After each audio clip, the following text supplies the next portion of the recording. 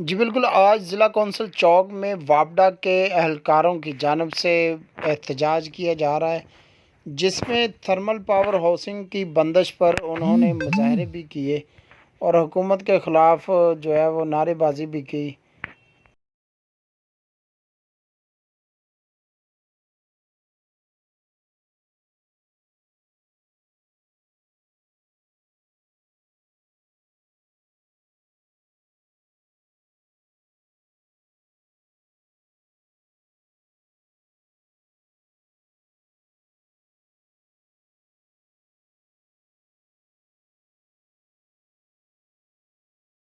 इससे महकमे